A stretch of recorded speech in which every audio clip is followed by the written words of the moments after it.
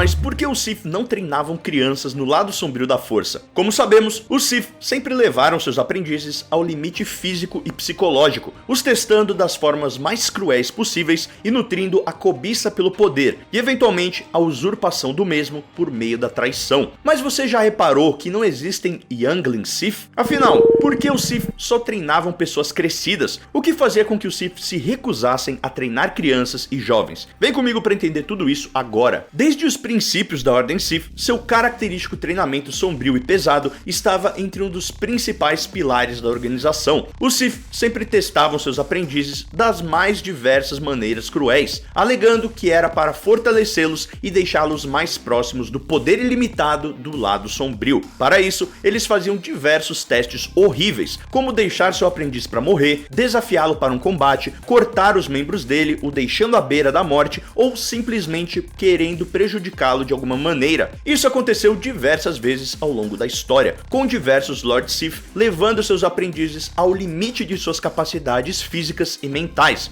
E em quase praticamente todos esses casos, os aprendizes já eram jovens, quando já não eram adultos. Isso vai contra o que vemos da Ordem Jedi, que tem preferência por treinar crianças de 4 anos para baixo, abrindo raras exceções para crianças mais velhas, como foi o caso de Anakin Skywalker. Do porquê os Jedi escolhem crianças e os Sith preferem pessoas já maduras tem a ver com um assunto específico: as emoções. As emoções e experiências pessoais de alguém definem praticamente a vida toda de uma pessoa, como seus medos, gostos, traumas, ambições, falhas, acertos, qualidades, defeitos e muito mais. E no universo de Star Wars, são essas bagagens emocionais, essas experiências pessoais que vão definir para o Jedi e para o Sith se a pessoa é apta para se tornar um deles, além, é claro, da sensitividade à força, que é o principal requisito. Para o Jedi, o ideal são crianças de até 4 anos, porque elas são praticamente telas em branco. Elas não viveram muito, então não possuem muita bagagem de vida, e por consequência, não possuem tantos medos, ambições, desejos e etc. Nem laços e conexões pessoais com outros seres, fazendo delas mais inclinadas a seguirem o caminho da luz. Aos olhos dos Jedi, uma pessoa com fortes emoções, laços e conexões emocionais já viveu e já experimentou muitos sentimentos complexos, emoções essas que podem levar para o lado sombrio. É por isso que o Alto Conselho Jedi ficou tão resistente em aceitar Anakin na Ordem. Ele já era uma criança de 9 anos de idade, que já havia visto um pouco da vida e já havia experimentado sentimentos como a raiva e o medo, além de ter conexões e laços pessoais fortíssimos, como a que ele compartilhava com sua mãe Shmi. Para os Jedi, uma pessoa assim era um grande alerta e um grande perigo, pois durante o treinamento Jedi, a pessoa poderia sucumbir a essas emoções e apegos, falhando nos caminhos da força dos Jedi. Em contraste, para o Sith, uma pessoa com bastante experiência de vida era um prato cheio. Quanto mais emoções, principalmente negativas, melhor para eles. Quanto mais laços e conexões emocionais, melhor também. E quanto mais traumas, ambições e desejos, melhor ainda. É claro que para eles, treinar crianças também era proveitoso, já que crianças são praticamente páginas em brancos e influenciáveis. Eles poderiam manipulá-las à sua vontade e dobrá-las a seu bel prazer. Porém,